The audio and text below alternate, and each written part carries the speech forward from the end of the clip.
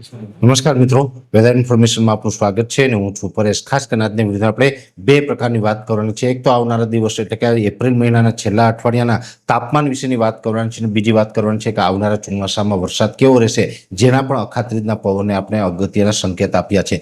સૌ પ્રથમ આપણે વાત કરવાની છે હાલના તાપમાનની। આમ જોવા જઈએ તો હવે એપ્રિલ મહિનાનું એક છેલ્લું અઠવાડિયું બાકી રહ્યું છે। આજે 20 તારીખથી છે, 21 થી લઈ અને 30 એપ્રિલ સુધીનું સેશન બાકી છે। આપણે સતત 9 એપ્રિલથી ઊંચું તાપમાન છે અને હવે 2 દિવસ પછી એટલે 21 અને 22 તારીખ હજી 2 દિવસ સુધી આપણે તાપમાન છે ઊંચું રહેશે।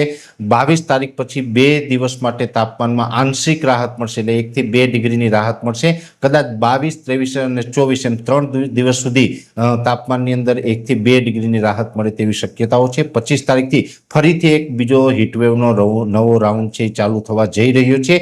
જોકે એપ્રિલ મહિનાની અંદર 9 થી લઈને 22 તારીખ સુધીમાં જે હીટવેવ જોવા મળી એના કરતાં પણ વધુ તાપમાન છે 25, 26 અને 27 એમ 3 દિવસ ઊંચું તાપમાન રહેવાનું છે। એમાં પણ 26 એપ્રિલ 2026ના દિવસે ગુજરાતની અંદર સ્થાનિક સ્વરાજની જે ચૂંટણી છે, તો સ્થાનિક સ્વરાજની ચૂંટણીના દિવસે તાપમાન છે એપ્રિલ મહિનામાં જે સરેરાશ તાપમાન રહ્યું છે એમાં સૌથી વધારે તાપમાન છે 26 તારીખે નોંધાય તેવી શક્યતાઓ છે। એટલે ખાસ કરીને 26 તારીખે કાળઝાળ ગરમી પડશે। તાપમાન છે અનેક વિસ્તારની અંદર 42 થી 43 ડિગ્રીના, આઇસોલેટેડ વિસ્તારમાં 43 ડિગ્રી કરતાં પણ વધુ તાપમાન નોંધાય તેવી શક્યતાઓ છે। એટલે 26 એપ્રિલ છે એ એપ્રિલ મહિનાનો સૌથી ગરમ દિવસ સાબિત થાય તેવી શક્યતાઓ દેખાઈ રહી છે। હવે બીજી વાત કરવાની છે આવનારા ચોમાસાની। આમ જોવા જઈએ તો આવનારા ચોમાસા વિશે આપણે અનેક વખત વાત કરી ચૂક્યા છે કે આવનારું ચોમાસું કોઈ જ પ્રકારે નબળું નથી થવાનું, સારું જ ચોમાસું થવાનું છે, જેમાં કસ કાતરાના આધારે હોય, જે દેશી વિજ્ઞાન પ્રમાણે આપણે વાત કરતા હોય, કસ કાતરાના આધારે હોય, હોડીના પવનો હોય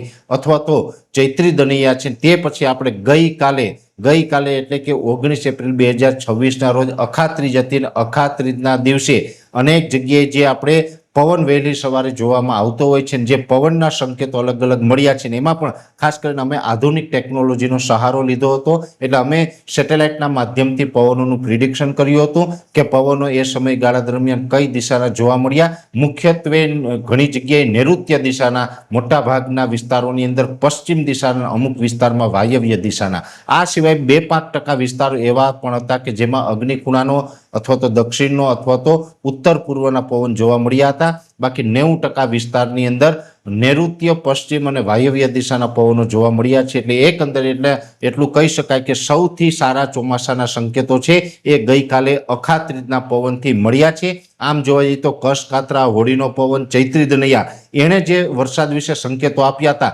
એના કરતાં પણ વધુ વરસાદના સંકેતો છે એ અખાત્રીજના પવન ઉપરથી મળ્યા છે।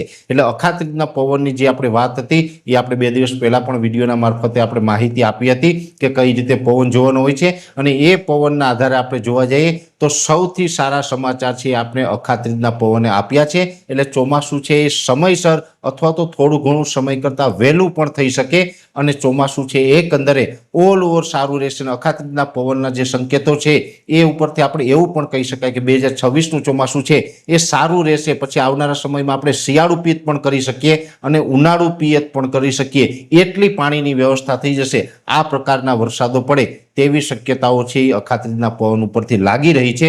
જો કે હવે આપણે 2 થી 3 દિવસની અંદર વર્ષ 2026ના કાર્યક્રમનો શરૂઆત પણ કરશું અને સંપૂર્ણ કાર્યક્રમ છે એ પણ આપણે ટેકનોલોજીના આધારે રજૂ કરશું। પણ અખાત્રીજના પવનના જે સંકેતો મળ્યા હતા અને તાપમાનની વાત હતી, બંને વાત છે આ વિડીયોની અંદર આપણે રજૂ કરવાનો પ્રયત્ન કર્યો છે।